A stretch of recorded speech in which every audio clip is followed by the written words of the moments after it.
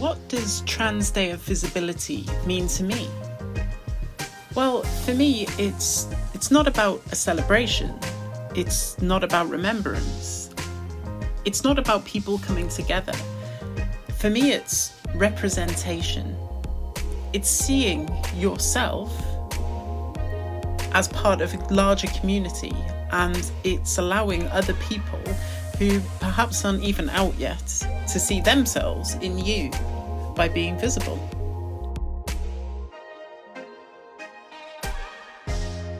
One of the best examples of trans visibility is the Museum of Transology, a collection that was built by E.J. Scott as a form of curatorial direct action designed to halt the erasure of transestry. From the author, the Museum of Transology is the UK's most significant collection of objects representing trans, non-binary and intersex people's lives. Never again will historians be able to say that you can't call trans people trans in the past. Never again will trans, non-binary and intersex people be hard to find in history. And never again will the records of our lives be written by the media that spectacularise us, the legal systems that criminalise, and the psychiatrists who pathologise us. With our own museum, we will write ourselves back into history on our own terms and in our own words. Collectively, we will halt the erasure of transestry.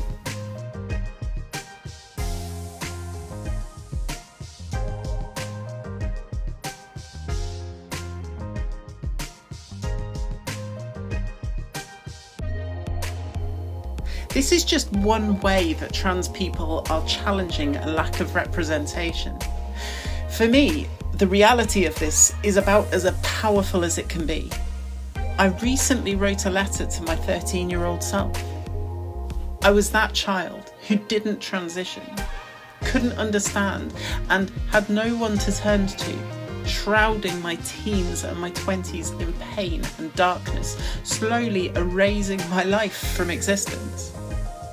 What I realised was trans visibility may have changed what was a depressed, alcohol and drug-fueled existence. Maybe knowing and having access to education around trans people growing up would have stopped the abuse and sexual assault suffered as someone left to figure it out on my own. If history and the media didn't demonise and erase trans people from my view, perhaps growing up I wouldn't have been so ashamed of myself for something that just was. Representation means so much to trans people.